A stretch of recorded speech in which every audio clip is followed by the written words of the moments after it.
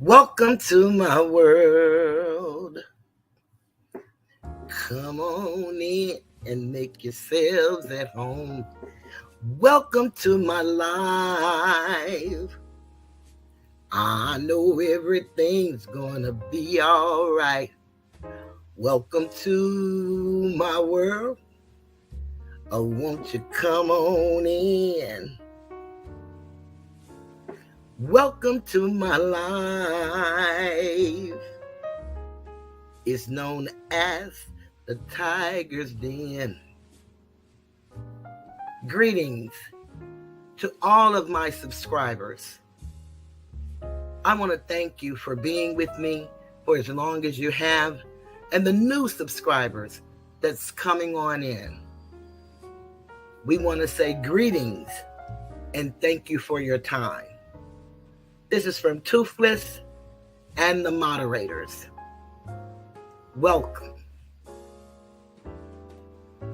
to the Tiger's Den.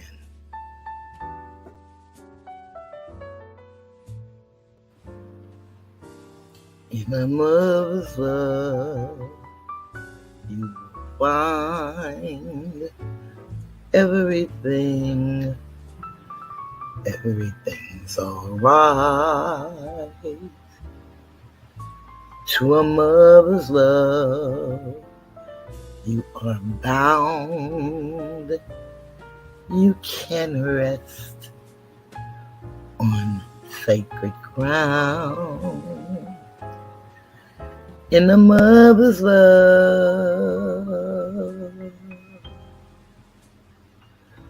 you are free to dream, because she sees what you can be.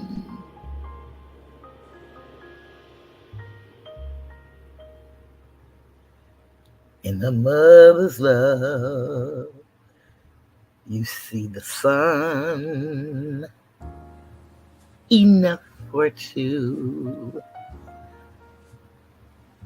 but you're one.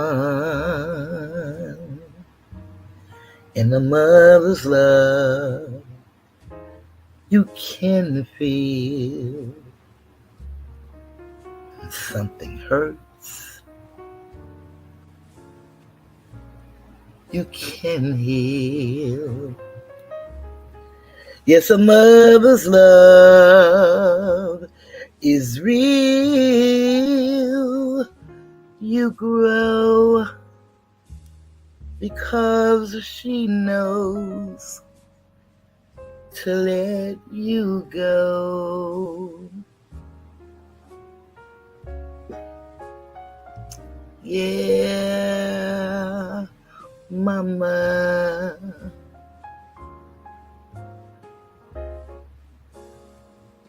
Mama, mama, mama. Mother's love. Mother's love. Yeah. All right. A mother's love. And a mother's love never lies. She believes that you can fly with all of her might. A mother's love. Yay, mama.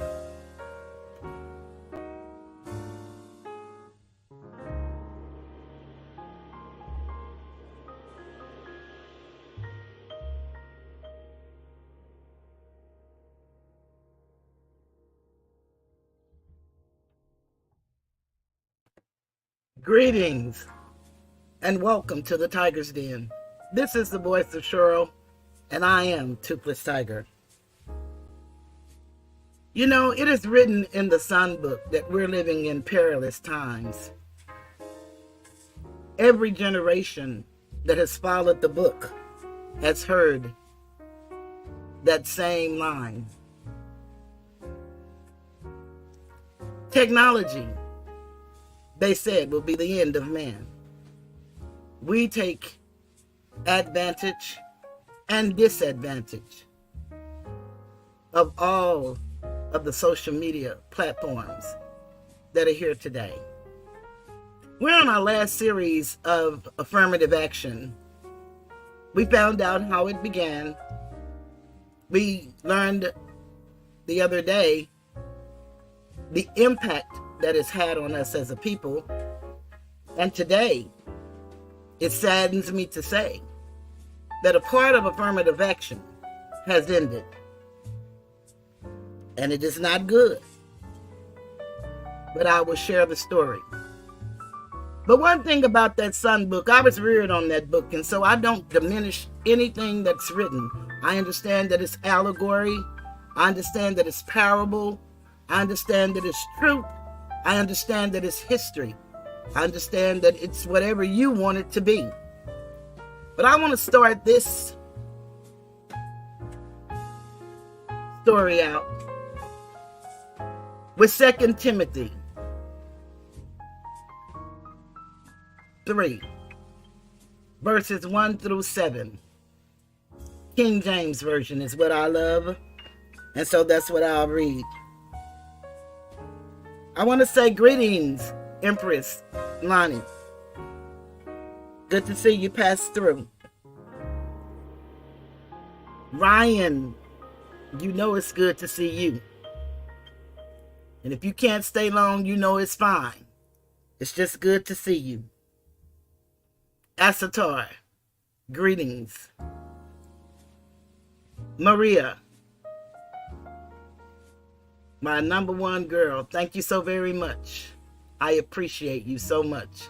So Alicia, / my number one girl, thank you so very much. You ladies really keep me grounded. And it's an honor to know y'all. I just want you to know that. Sisterhood is so very hard to find. Phyllis, my sister, who loves and takes care of me daily. Glad you're here. And hey, I am Jay. It's always a pleasure to see you. Always.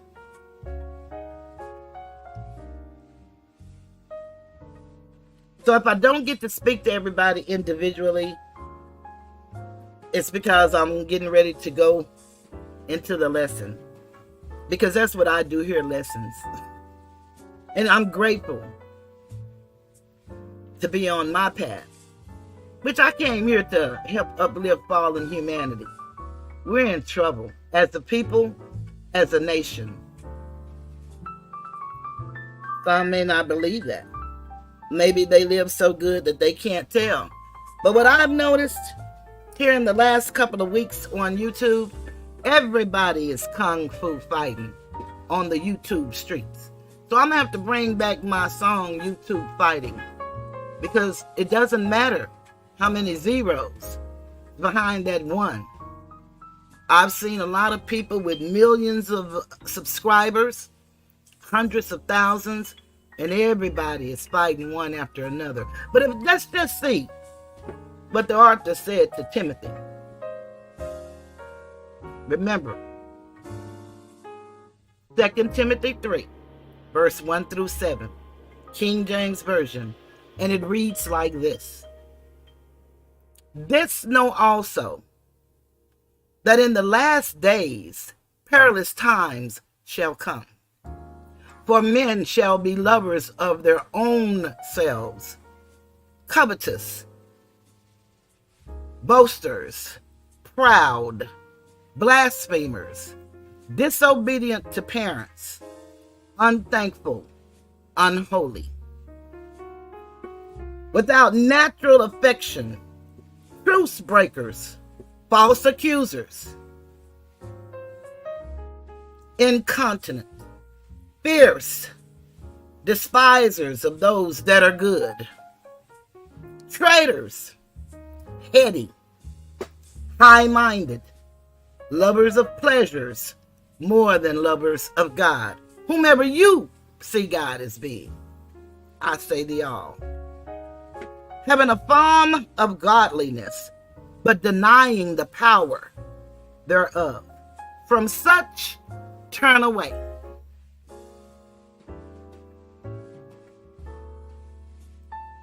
For of this sort are they which creep into houses. And when I heard a man do this service, he was talking about men. They creep into houses and lead captive silly women, laden with sin, led away with divers lusts, ever learning and never able to come to the knowledge of truth. And ladies and gentlemen, that's where I start this story off. Creeps and silly women. And they come in all races, all sizes, all ages. Just think about that. Go back and read the whole book. I'm sure you will be blessed. I thought I'd share that because I have a heavy heart on a lot of things I see and I hear. A lot of things I'm a part of and I'm not.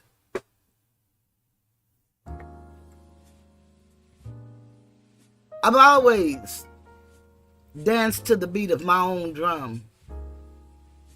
My mom used to tell me my mouth was going to get me in trouble when I was a kid. I never knew what she meant by that. I didn't know that truth. You'll find yourself alone a lot of times when you're a truth teller. Or you'll be called all kind of names. But it's okay. After all, this is the country you can do that and get away with it. Or can you really get away with it? SCOTUS, which is the Supreme Court, overturns affirmative action in a devastating blow to educational and economic equity for BIPOC students. And later on, I'll define BIPOC because I didn't know what that was. Of course, I know everything pretty much with the government is an acronym. And I do mean everything.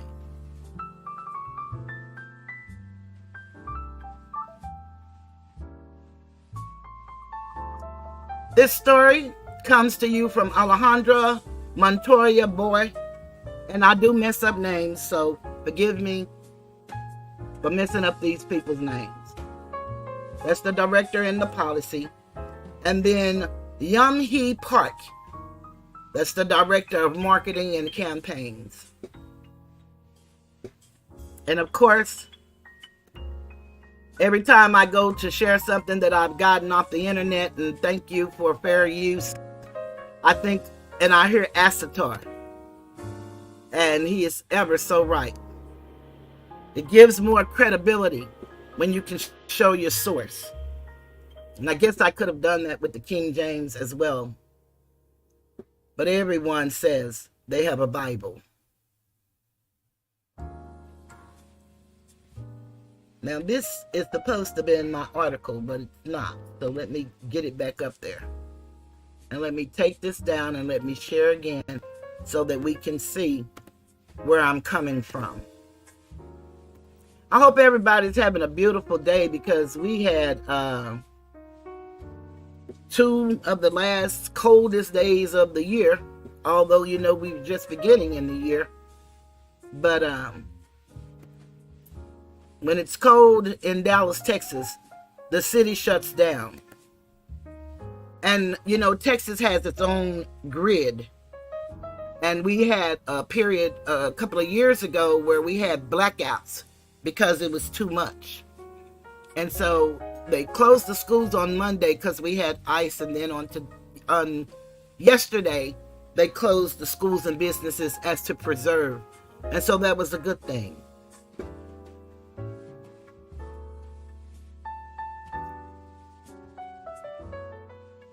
And this said share for immediate release. Washington, D.C., June 29th, 2023. The following is a statement by Prosperity Now on students for fair admissions and University of North Carolina. Let me know if you guys think the music is too loud.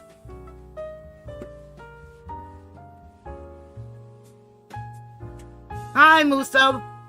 Glad you're here. Thank you for coming through. I appreciate it.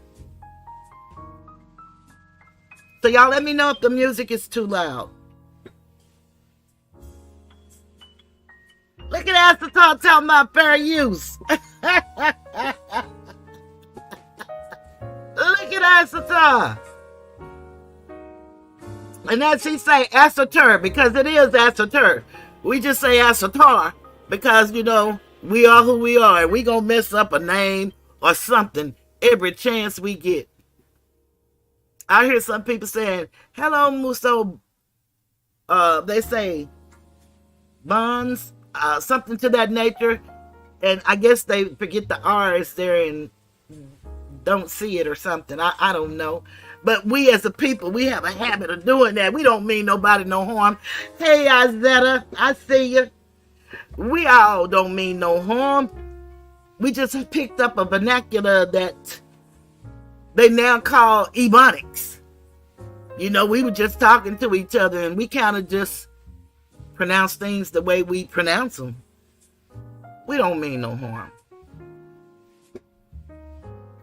But it goes on to tell us, Prosperity Now on students for fair admissions v. University of North Carolina and students for fair admissions v. President and Fellows of Harvard College decisions from the Supreme Court of Texas. And I'll make this big so you guys can see it.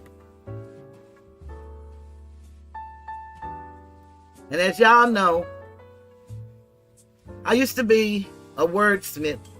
I used to really be good with words, but I messed up more words, and trust me, Acetar gonna let me know. And he's so sweet, he'll let me know.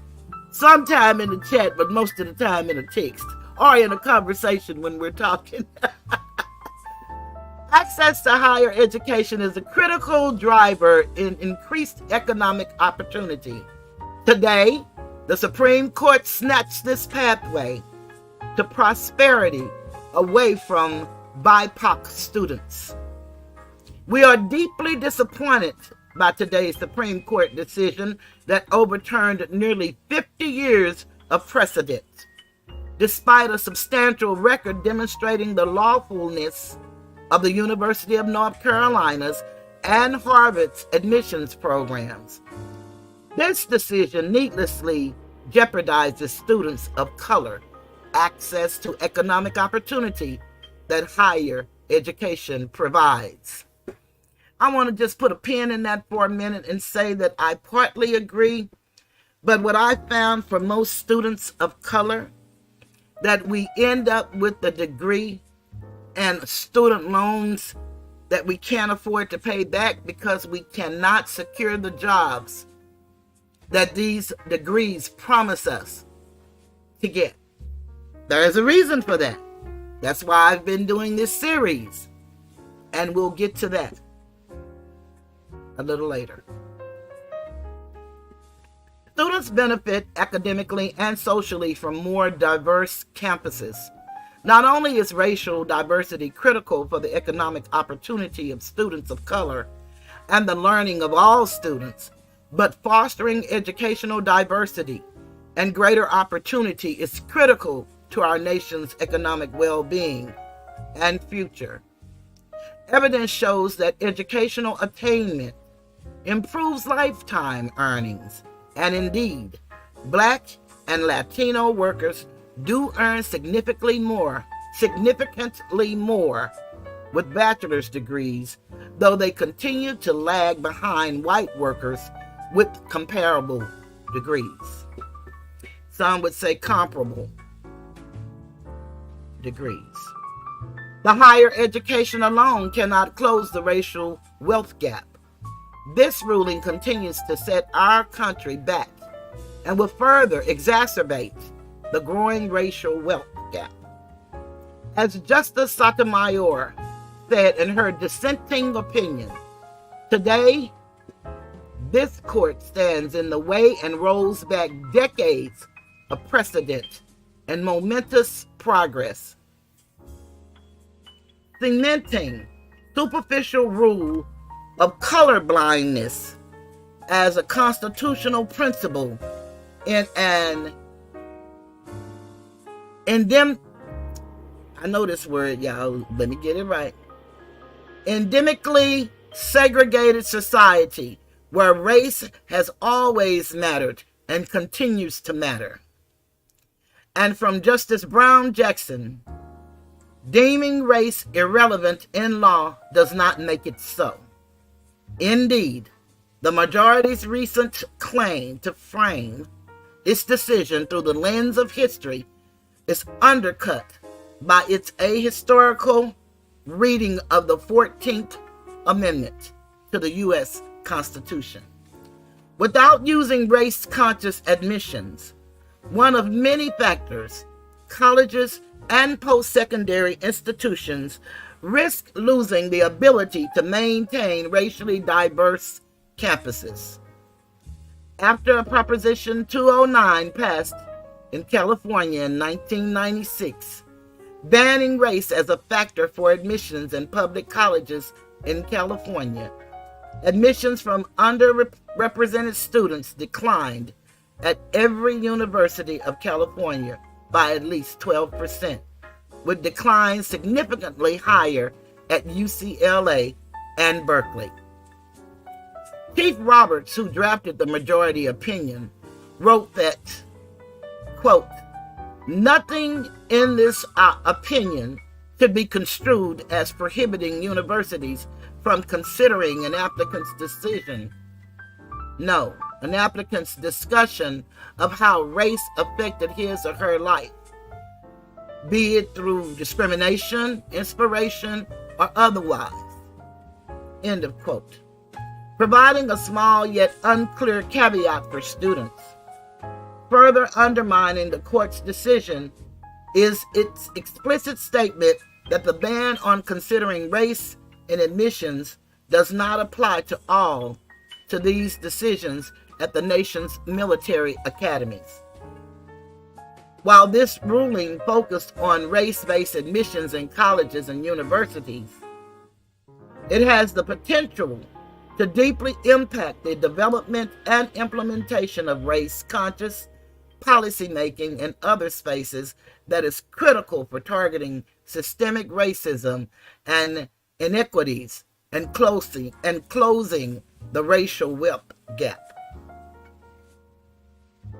Tomorrow, we expect another ruling that could continue to devastate access to higher education for students, predominantly low-income students of color. Whether the Supreme Court will uphold President Biden's student relief program,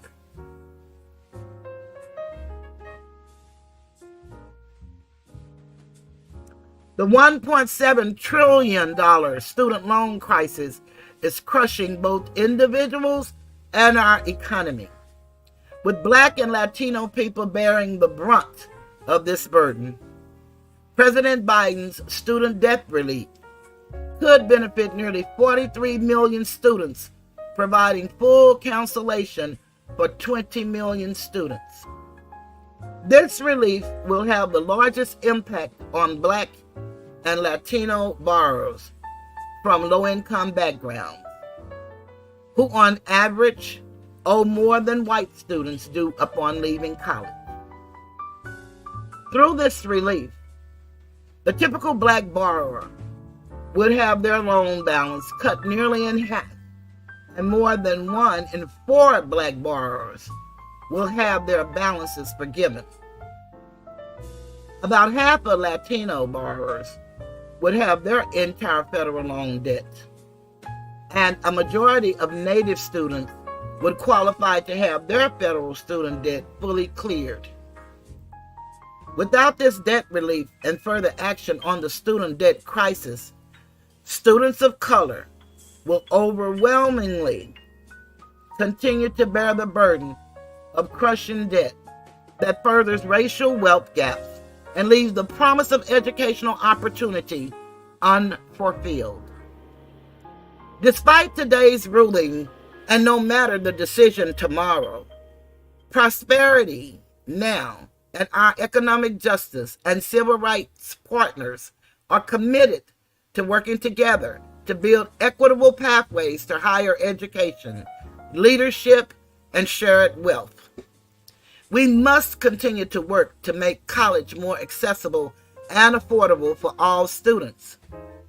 We will continue to encourage Congress to address affordability, including working with states to incentivize universities, reduce the cost of tuition, and encourage racial diversity in admissions and retention.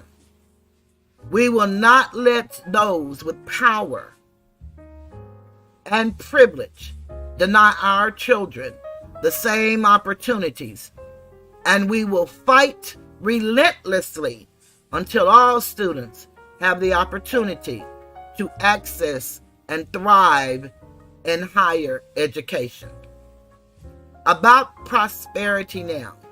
Since 1979, Prosperity Now, formerly CFED, has been a persistent voice championing economic opportunity. And I guess I should have finished that word because Esther going to tell me about it. Championing economic opportunity.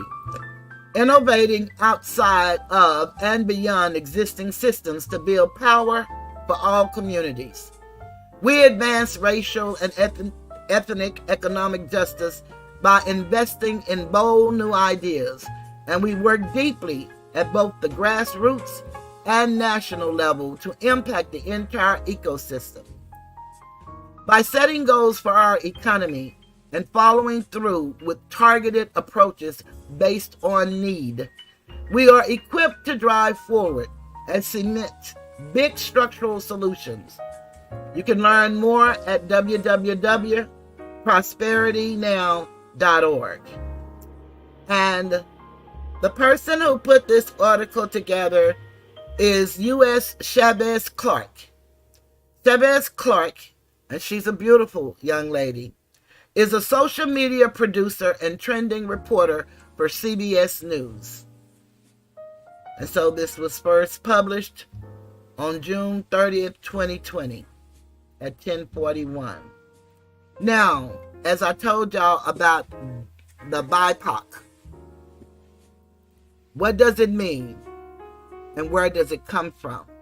And this is what she wrote. The language used to describe racial minorities has fueled controversy in the United States for centuries. POC is widely used as an umbrella term for all people of color, but now a different acronym is suddenly gaining traction on the internet. BIPOC, which stands for Black, Indigenous, People of Color.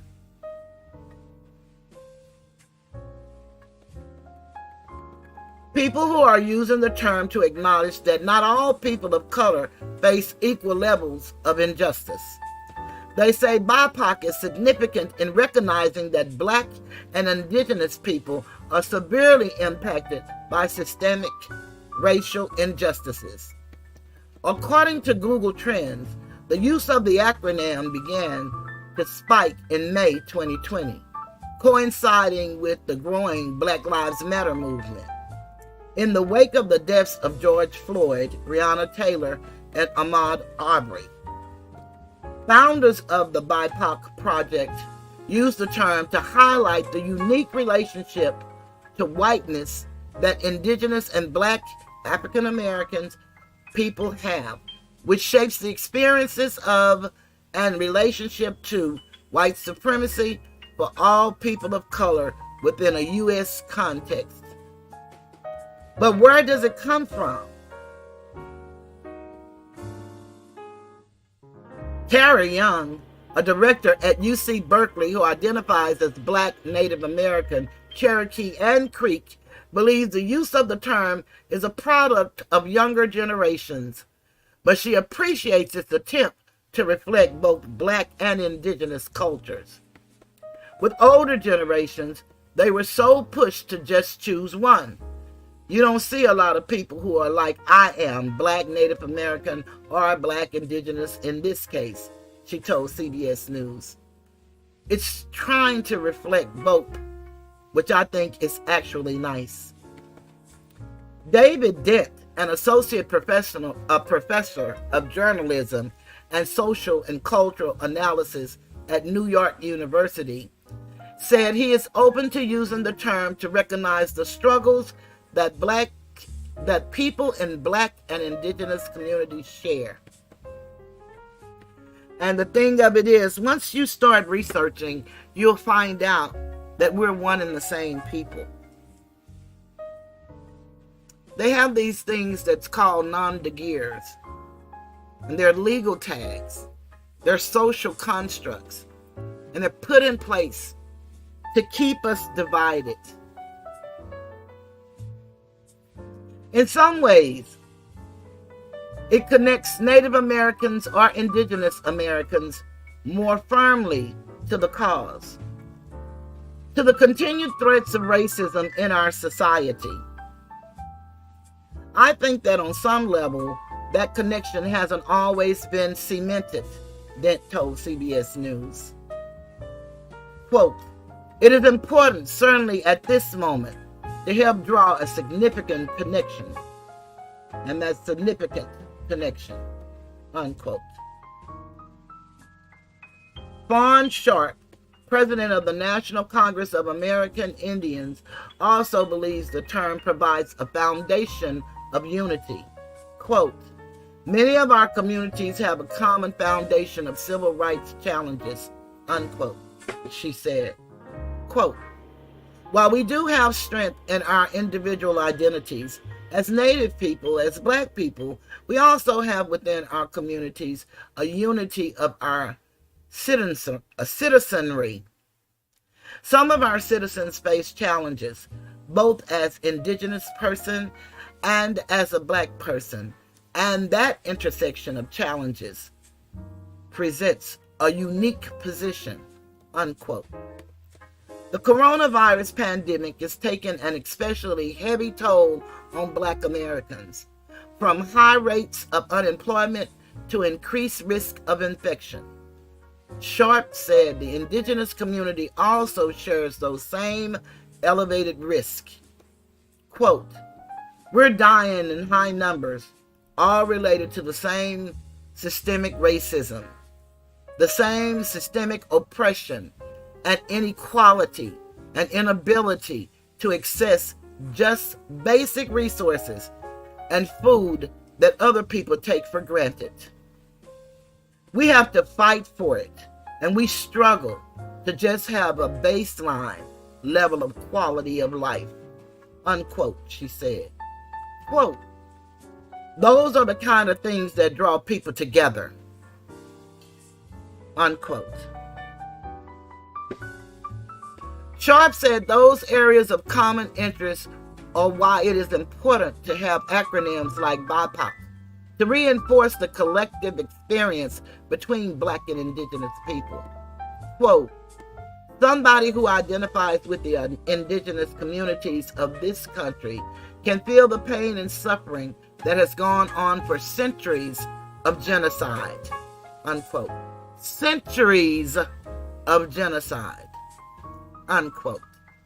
He continued, quote, "And then to have another part of your identity of history where your ancestors were enslaved generation after generation, and to have the pain of the failure of this country to reconcile, build, generation after generation. When those two historical traumas intersect in a single human being, it's quite empowering, and it's quite different," unquote. But not everyone is convinced about the positive impact of embracing the term. Janice Adams, a historian who was one of the first children to desegregate in the New York City public schools, argues that BIPOC is a distraction. And that's the quote. Quote, as long as this country has been in existence, it's been a racial moment. The idea that white people are white people, but everybody else is a group. I have no problem with that for an alliance or organization because there are similar experiences of racism.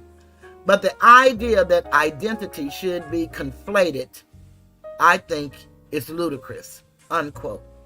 Instead, Adams would prefer if we refer to indigenous Americans by their individual tribes. Quote, if we're able to know the difference or hear that there is a difference between French, Australian, English, Welsh, then why can't we know that there's Sioux, Cherokee, Shinnecock, Mohican? Why can't we know that? And why shouldn't we know that? This is a continuation of taking away the identity of these people, unquote, she said. Quote, everyone but white people lose their identity. White people keep their identity. White people keep their racial, cultural, nation state, heritage identities, but black people, indigenous people, Asian people, Latino people, all get subsumed into something, unquote. Adams believes that using the term leads the public on a quote, unquote, dangerous path that could lead black people to another struggle for their identity.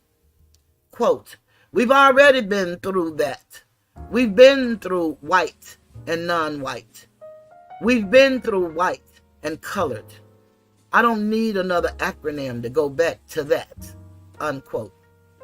She suspects the development of this term lends itself to the lack of historical education seen among younger generations. Quote, if you don't know your past, you really don't know where you're going. And then that brings us right back to a path that we worked so hard to overcome, unquote, Adams said. Quote, they want to ally, I guess you could say ally with each other. And they want to honor the fact that they're all in that together. But that is not the way to do it. So what do you guys think? You don't necessarily have to tell me right now, but it's just a good idea to know what you guys think. And as I was furthering researching, I was taught that, when JFK transcended and LBJ, Lyndon Baines Johnson, became the president, for the time that he was in the Senate, he had a tremendous speech, and then he had met with our leaders, because, we always have to have leaders.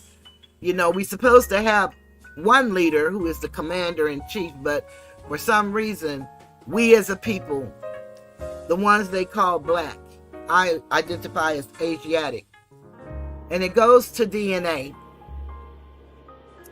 Some call it bloodline, because we all have a bloodline. Unfortunately, we don't know ours. There are some of us that know even our blood type. But I would venture to say, if you ask 10 different Asiatic individuals their blood type, unless they served in the military, 9 out of 10 wouldn't know it.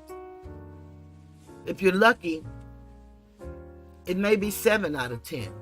But the majority of us do not know our blood type. There is a reason for that. See, nothing happens by happenstance, no matter what we think. And most of us don't think because we're so busy trying to destroy each other. And I understand why we try to destroy each other. I really do. And I'm going to share with you why we try to destroy each other in just a moment. But I want to also share with you a saying that is attributed to Lyndon Baines Johnson. And this lets you know that it is not just about this thing we call race. That's really something that they gave us so that we all can be divided amongst each other. It really goes to social status and class. And most people don't want to discuss that. Because, you know, as written in the Sun book, the poor would be with us always. Didn't say who the poor was going to be, it just said the poor. But we have people in place to ensure, systems in place to ensure that we are the people that will remain poor always. But this is a fact check on the quote that Lyndon Baines Johnson said. And so I have it, and it comes from Snoop's fact check. President Johnson's quotes. That's the context of one of the most famous statements on race ever attributed to President Johnson. An off-the-cuff observation he made to a young staffer, Bill Moyers. After encountering a display of blatant racism during a political visit to the South, Moyers tell it in the first person. We were in Tennessee. During the motorcade, he spotted some ugly racial epithets scrolled on signs. Late that night in the hotel, when the local dignitaries had finished the last bottles of bourbon and branch water and departed, he started talking about those signs. Quote, I'll tell you what's at the bottom of it, unquote, he said.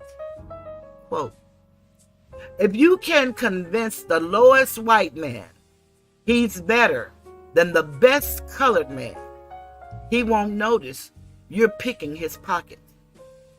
Hell, give him somebody to look down on and he'll empty his pockets for you. Unquote. That statement alone hit me because it reminds me of what takes place on the internet and all of the social media platforms. People who come together not knowing one another, and they love to brag on how they don't know one another. But all I got to do is give you somebody to look down on, and you'll give me all your money because you love laughing at other people's pain. Doesn't matter who that person is. Doesn't matter that they have feelings and family. Doesn't matter that they've done nothing to you. Doesn't matter that you could be perceiving some of this stuff in your head. Doesn't matter that most of the stuff you know is not in your head because you know it happened to you. So you can't say when a person is lying unless that lie is on you. You can always accuse people of anything, but it's just at an accusation. But the way that you know in your knower is when it happens to you. In the blunt vernacular that he loved to use, LBJ was describing what the television pundits of today would probably call the politics of resentment and divisiveness. It is still very much with us. And again, I'll share with you 2 Timothy 3, 1 and 7. Just something to ponder on.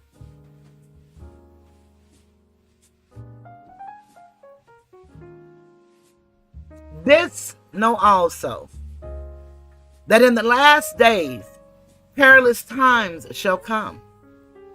For men shall be lovers of their own selves, covetous, boasters, proud, blasphemers, disobedient to parents, unthankful, unholy, without natural affection, truce breakers, false accusers, incontinent, fierce despisers of those that are good, traitors, heady, high-minded, lovers of pleasures more than lovers of God, having a form of godliness, but denying the power thereof. From such turn away. For of this sort are they which creep into houses and lead captive silly women laden with sin, led away with diverse lusts, ever learning and never able to come to the knowledge of the truth.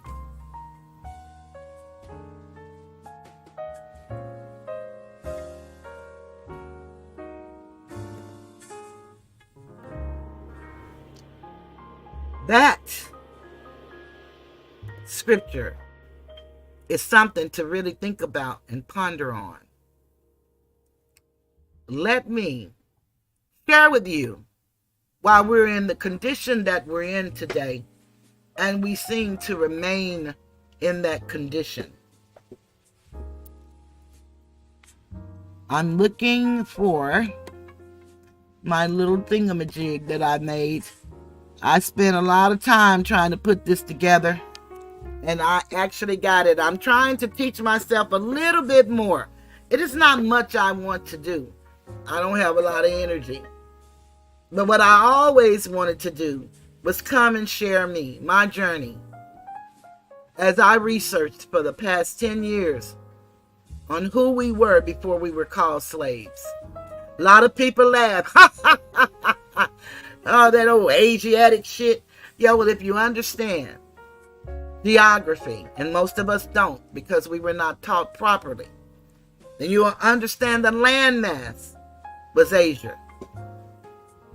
If you look at all your continents, just look at the alphabet that they began with.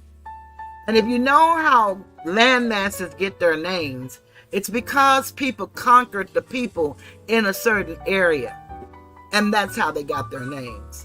If you understood that we came over across way many thousands of years ago, before the split of the continent, which gave us 7 different continents and gave us oceans, you would understand why we're Asiatic. You would understand the Empire of Morocco. You don't have to believe it. Call it what you want. But if you research, everything starts with the timeline. That's why when we read the Sun book, it starts in the beginning. Doesn't tell us the time period. It's just the beginning. That's why when we have issues and we need help, we always have to go back to the beginning so that we can understand how we got to where we are today. And so that we can know how we're going to go forward. Where are we going to go?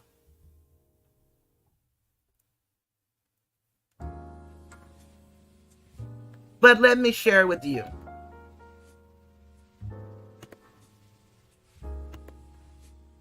While most of us are the way we are today, not all, most.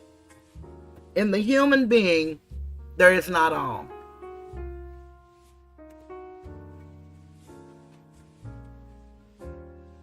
But this right here, this one word, poverty. And I only did this for our people. So these are our numbers. The criminal justice system, and I did it based on the United States of America.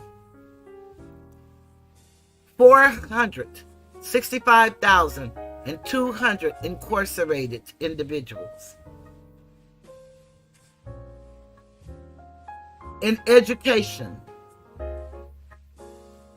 let me just start down here so you all can see this. I don't know if y'all can see this is good. It says we make for 13.6% of the population in America. And these are our devastating numbers. In education, 5.6% dropout rates. In employment, this is unemployment. I have employment, this is a title, but this is unemployment. 6.3 million people of Asiatic African descent, indigenous to this land. You say African because of the empire of Morocco. You got to understand kingdoms, dynasties. All of those things were things that were used before we came up with countries and states and cities and counties. I don't profess to know it all. I just know the research that I've done, and I'm not ashamed to tell the truth, and I'm not afraid to share it. What will be, will be. I just want to spark an interest for somebody other than me. Perhaps they can learn and teach their babies. We say the children are our future. I truly know that they are and believe that. And I want to prepare them to be able to be in this race and not be handicapped. I want them to learn truth and not go with old wives' tales. Because we all believed what Grandma said, or whoever gave you your history lesson. But they were taught wrong too. And they truly believed it. And it's nothing wrong with that. They're not telling us anything to harm us. They're doing everything that they could to help our way be better. But if we start researching, we'll find out that we are no more richer than we were when we were let go, supposedly in 1865, of slavery. We had 1% of the wealth. We still have 1%. Has not changed. This is 2024. Housing, the unemployment claims, and this statistic came as of January 2024. 2.4 million claims. And this is just for our people, no other people. Housing. This is public housing and Section 8 vouchers. 48% of our people. Healthcare. 10.4% are without health insurance. And I'm not talking about Medicaid and Medicare. I'm talking no insurance, period. 10.4%. Politics. And why I put politics, I'm talking about people that are registered to vote and that may possibly vote. 62% registered to vote. And they have us believing our vote doesn't matter. We have got to know that that can't be true. Maybe on a national level, maybe it doesn't. And they just fool us because they have the electoral college system and they're selected and not chosen. And if by chance they select the people that we think that we elect, when we go to the polls and it happens the popular vote match, that's the win for everybody. If not, they go through the process. A lot of us don't even understand that process. But your local voting is very, very, very important. Who you choose to represent you at your city council. I don't know what you all call them because we all have different names that we call cities, counties. Cities are municipalities, counties, parishes, whatever you may call yours in your area. States, which are countries. Our identity was stolen. We don't know who we are. And when we find out and try to share it, if any amount of people start believing us, we may not be here long. And those that hear us think that we're all crazy. And then I put in the center food deserts. Because in most urban areas, We are destined by food deserts, meaning that we don't have the ample supply of food that we need to maintain health. We don't get the Whole Foods or they have different type of, it's Trader Bill's or Trader John's or Trader Bob or Trader somebody. We used to have fruit stands throughout our community here in Dallas, Texas. We no longer have fruit stands. We do have the market, but it has been so gentrified till it's almost as expensive as going to the neighborhood store on the block that used to be mom and pops, but now the people that run those stores don't look like us. A lot of people wonder, why do these people come here and they get all the service stations and they get all the stores and they get, the beauty products and they get all of whatever? It's because of who we are and who we refuse to be. We don't want to be ourselves. We'd rather be who they say we are and continue to destroy one another. There's no way on this internet that we all shouldn't be making money. There's no way that people shouldn't support us for the work that we do. Everybody don't have money, and that's fine. I don't do this for money, but I do qualify for it. And I do anticipate it, expect it, and hope it, and get it from time to time. This is a beautiful thing. The opportunity to be who you are and tell your story. I promise you, it is. It may not look like it because of all the infighting, but it really is. A lot of us have a lot of talent. And because the way the system is designed, I promise you, it looks like it's horrible, and I wouldn't want to be a part of that. You don't have to be. You get in your lane and you drive in your lane, and you stay in it. That may cause you not to be able to be in certain people's chats or know people's chats. Not because you don't support them. You can always go hit the like. You can always give. You can always even chat. But when you do, you open yourself up to a lot of scrutiny and a lot of other people's problems. I don't do other people's problems well. Matter of fact, I don't do them at all. I was blatantly attacked on this platform because one greedy, low-life individual called me a child predator. And I, as I share with everybody, don't fight like everybody on YouTube. I fight my fight. And I did what I had to do. And I won a $13 million judgment that seems to be a joke to everybody. Not me. It's not a joke to me. It's my reality. It happened. Whether I collect or not, it is real. You see, the collecting ain't the issue. It's the fight for me. You will not impugn my integrity, my honor, my name. After all, we don't know each other, remember? Everybody love to remind us of how we don't know each other. It doesn't matter that nobody comes in to fill up the numbers.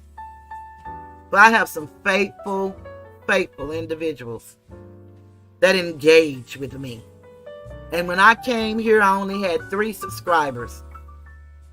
And I lose subscribers every other day. So that's no big thing either. But to have you guys come here and be here with me, it means the world to me. And that's why I've been consistent. Ever since I started going live, I started out going once a week on Sundays. Then I started on Tuesdays doing interviews. And then the interviews went awry because these people just couldn't see me doing what I was doing. Who do I think I am with all that slave talk? And what happened to me? See, I don't revel in nobody's pain. I'm not excited for nobody. But I love hearing everybody talking about how bad this snake of a person turned on this person and turned on that person, and turned on that one. But all of those people turned on me for that person. Nobody want to discuss that. You know what they want to say about me? She got me in a RICO charge. No, I don't. How I put you in a RICO charge? I'm not a prosecutor. I'm not the FBI. I retired from the IRS. And I didn't have access to your records then, and I don't have access now. I don't have the ability to get your social security number, where you live, and I don't care about any of that. I don't play games. I'm about one of the oldest people here. I'm the least respected. At one point, I was the most respected. I know that, and so does everybody else. But it's okay. You see, I still am who I say I am. And I'm still highly respected. The things I do for people on a daily basis with my mind and my pen and my paper and my computer is unmatched. I don't care who you are and what kind of talent you possess. I save lives. And it means a lot to me. You can't even talk on the internet anymore because somebody's going to interpret what you're saying as throwing subliminals, and they call me the subliminal queen. I'm not subliminal. I talk a lot. Subliminal, I'm not. I'm not confrontational either. I don't do that either. I'm not judgmental either. I don't do that either. I talk about everybody I know, shared that from day one. Good, bad, or indifferent. I really am who I say I am. I'm honored to be here. One while, I was being flagged so much, and then all of that stopped. And then I thought YouTube was picking on me for the topics. Then I said it can't be true because we got too many, words you can put on YouTube and find exactly what I'm talking about in a different way. So that can't be it. And then I figured out what it was, and it was my fault. Because, in the first 7 seconds, you can't use any profanity. And I love to cuss, but I barely use any now. And they allow us to. As long as it's not 50% of your video. They allow us to do that. But I know that there is a bigger audience. And I make all of my videos not made for kids, but I hope parents will share it with their kids or talk about my topics with their kids. I don't know what I'm subject to say. That's why I make them all not for kids. They're not restricted. I just make them not for kids. Hopefully the parents will share with their kids what they're hearing.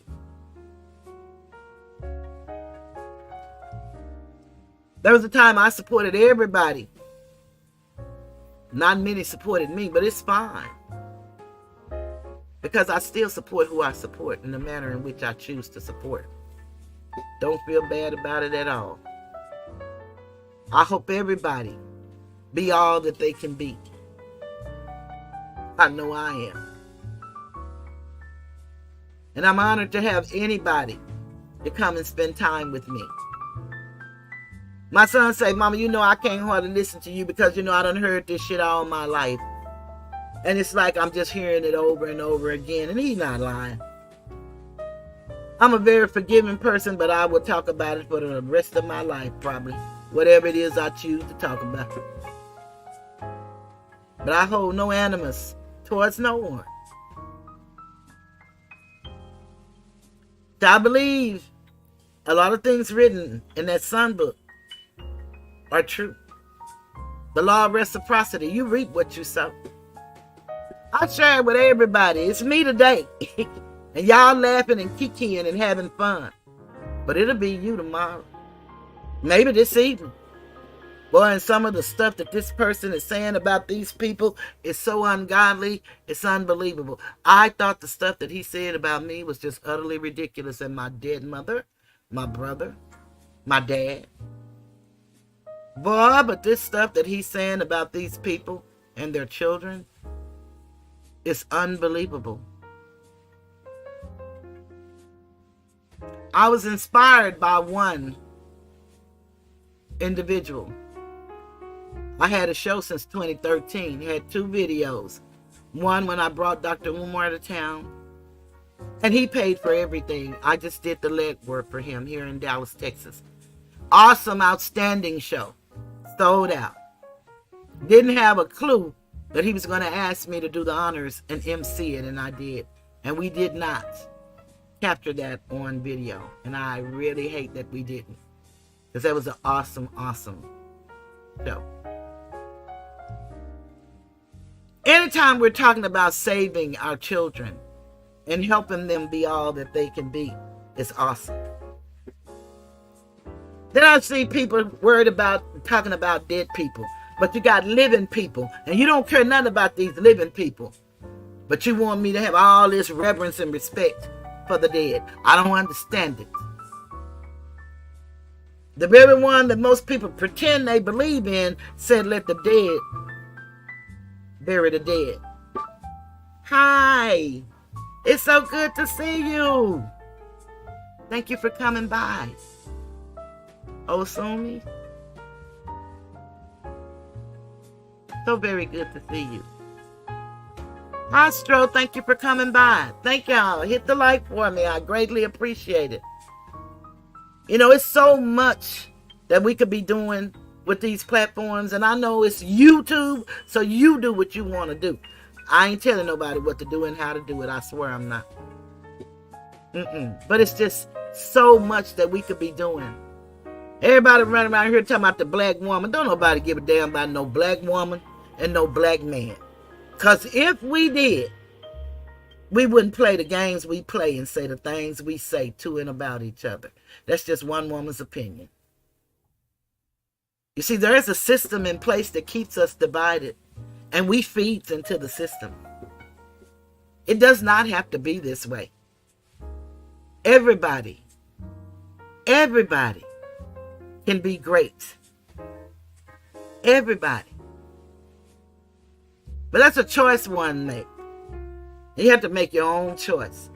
It kills me for people to tell people what they think and what they say and how they ought to do it. But it's YouTube. It's all about you. It's a you factor. That's why I don't have no issues with nobody. And don't give a damn about nobody having issues with me. I swear I don't. That ain't toothless.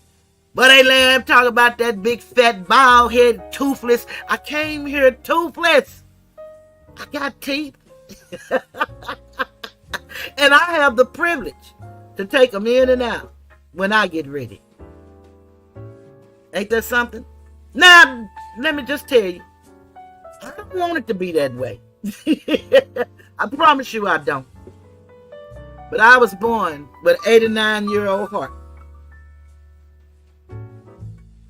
And that correlates with my teeth. They all came in bad. And then when I was 20 years old, I was able to get at least 10 permanent, I thought, teeth.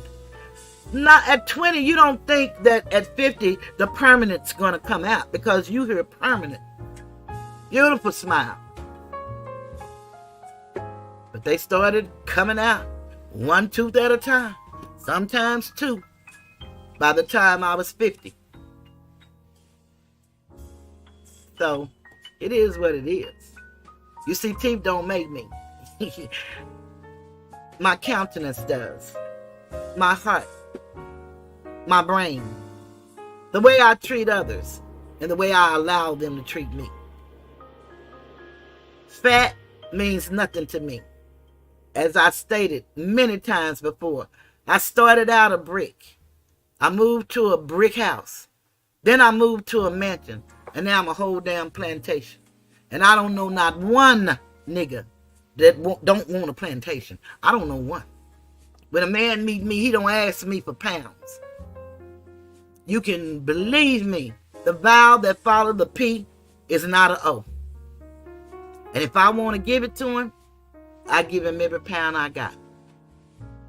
I'm not moved by people's opinions. Because if they heard what I thought, and if I told them how they sound, they'd be just like the man over there that's living in this place.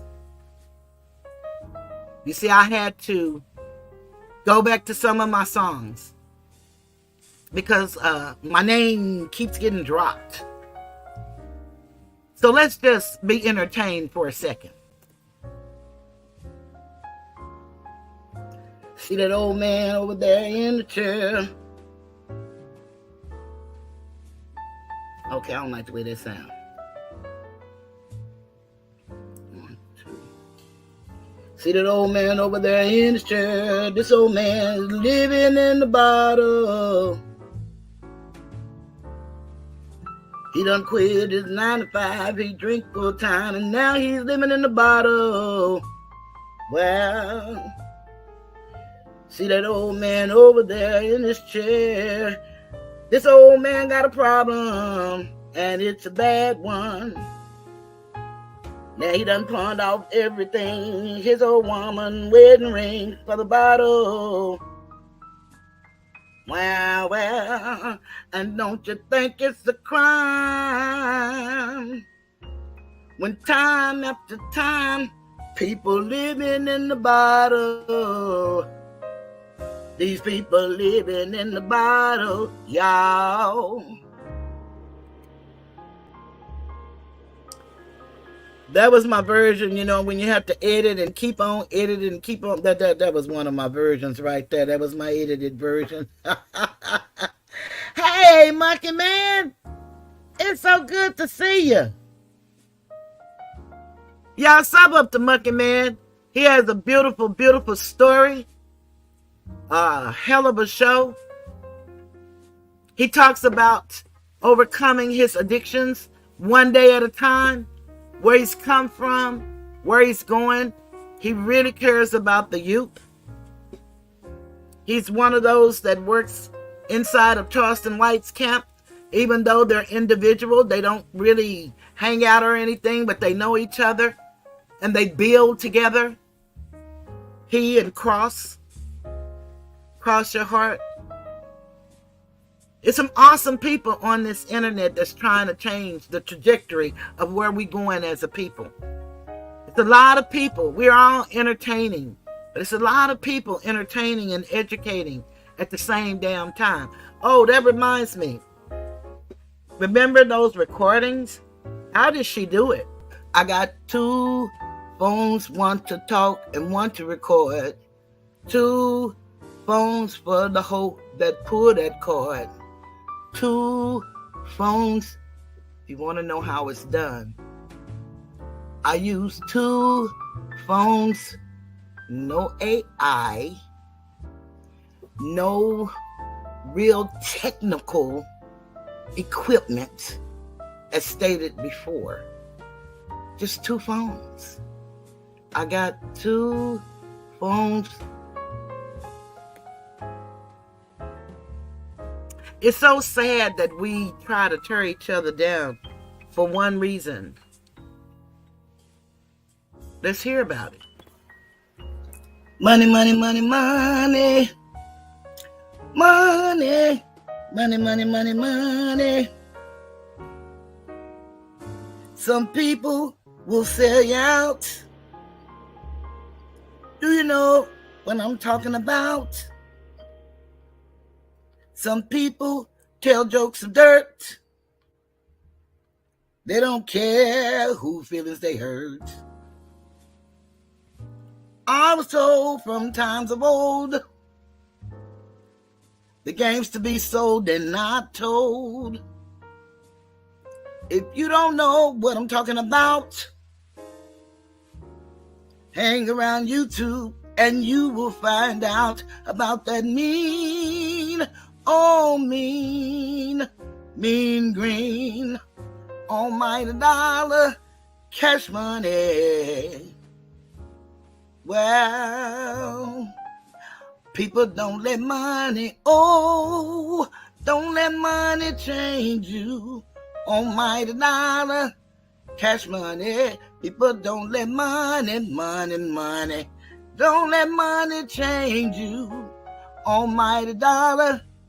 They just keep on scamming and scamming everybody.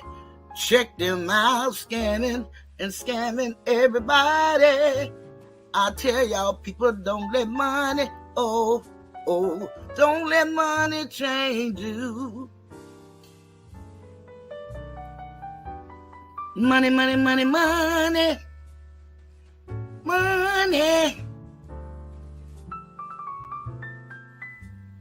One of the little fellas that I used to have fun with, because they all, like I said, turned on me. I really love the way that young man came to me as a man and apologized. And I told him that I made my songs to help keep my sanity, because I refused to reduce myself down to the hood that I grew up in. I live in Oak Cliff, Texas, which is the heart of the ghetto of Dallas, Texas. And I grew up in the projects, Moneyhand Court. And I know how to talk like everybody else. I just don't want to on YouTube.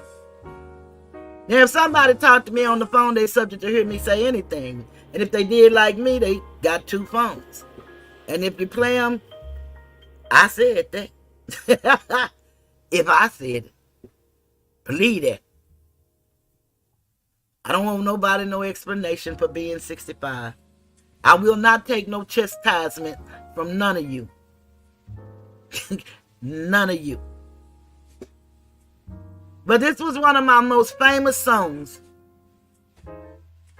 And I got to give honor to the young man who inspired me to do this song.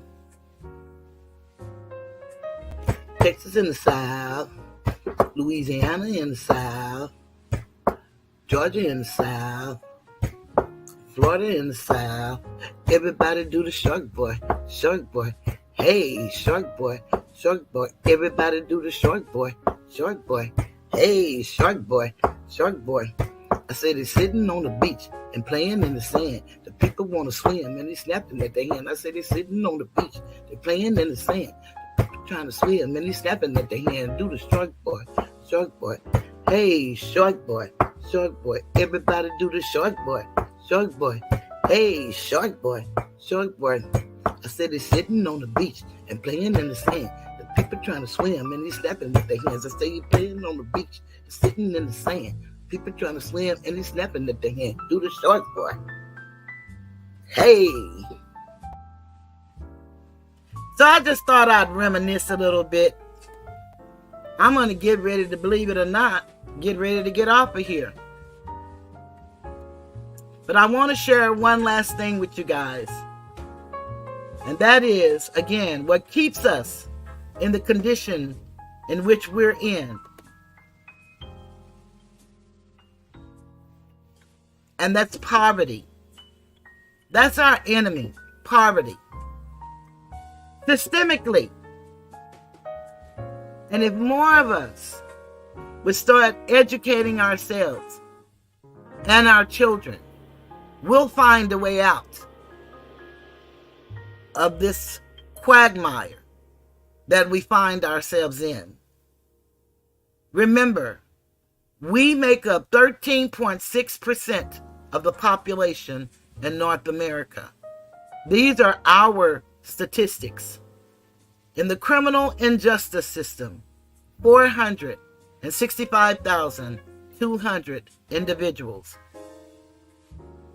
And I don't know if you know it or not, but what they do for us is they get us at our childbearing years. Again, this stuff is planned 50 years in advance. We won't even plan for tomorrow. We got to change the way we do things in order for things to change for us.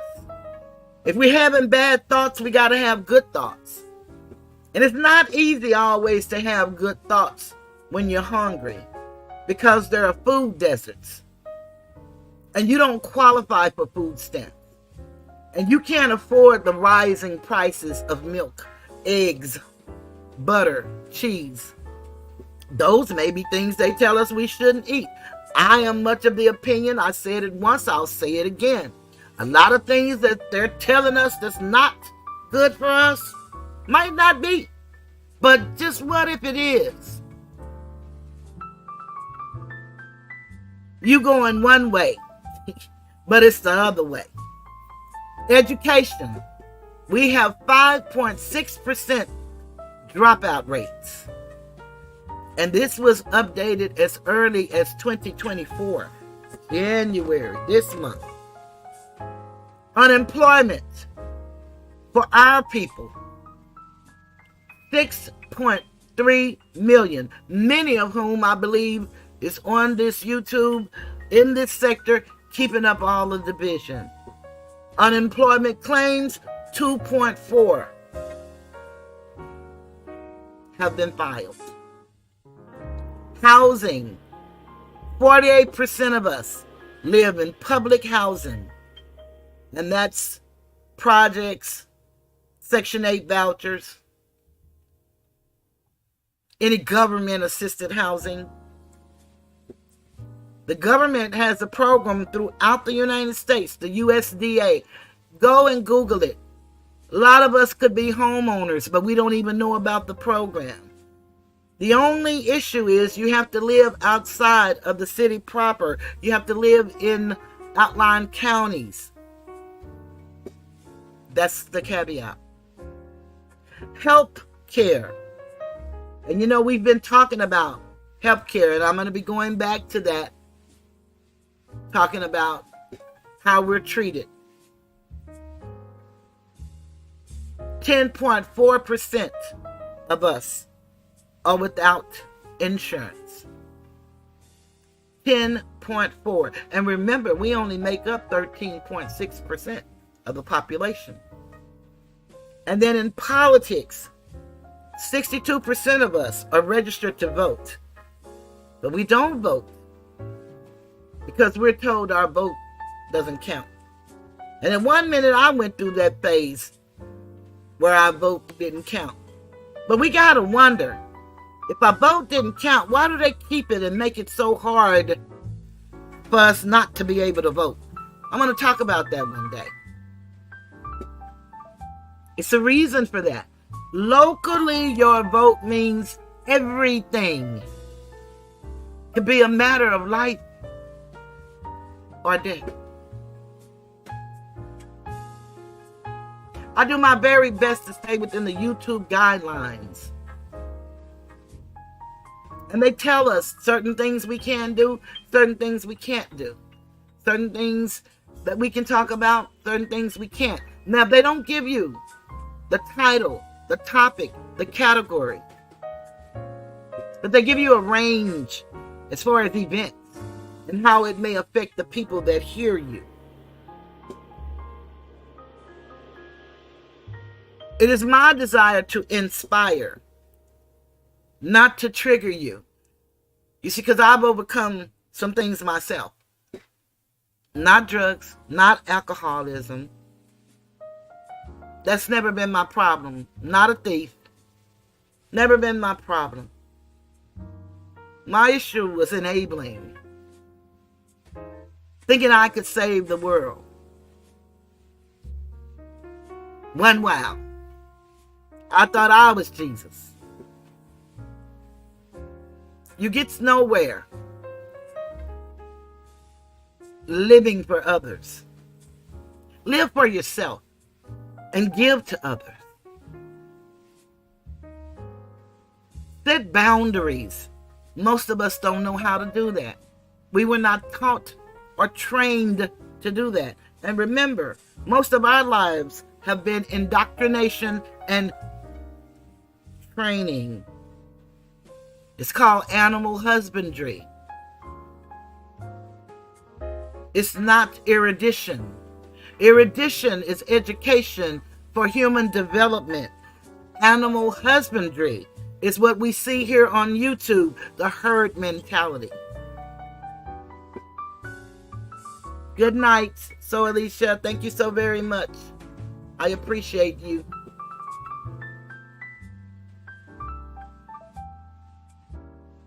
So I hope that you, Monkey Man, you didn't get to see it. Go back and check it out. You may enjoy it. My desire is to help uplift fallen humanity. And it's for whosoever will. Let them come. I appreciate everybody that I met. The good experiences and the bad. I appreciate them. It helps me be a better me. The good is something I want to aspire to be like. The bad is something I don't ever want to be. So it works. In recovery, they have a saying.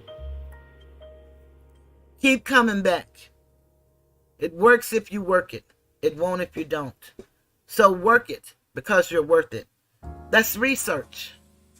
Do it for you and the little ones under you and those that you meet. It's always good to share good news or a good word. It's always good. Truth has no versions. It is what it is. Opinions, we all have them, just like belly buttons.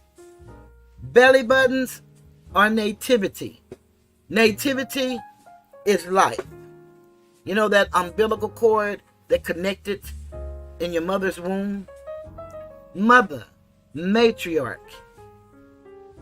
set the tone for how life is going to be. We need each other. All of us do. Mothers and her sons. We need each other.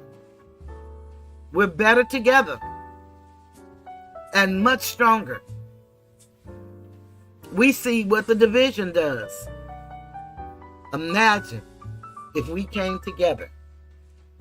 Everybody doing their own thing, but just exuding positivity throughout the land, through the internet, or should I say the metaverse. It's room in the sky for every star. It truly is. Let yours shine. I'm going to leave you with one of my favorites, and that's the greatest love of all. Everybody have a beautiful night and a beautiful rest of your week. I'm leaving the tiger's den. Goodbye.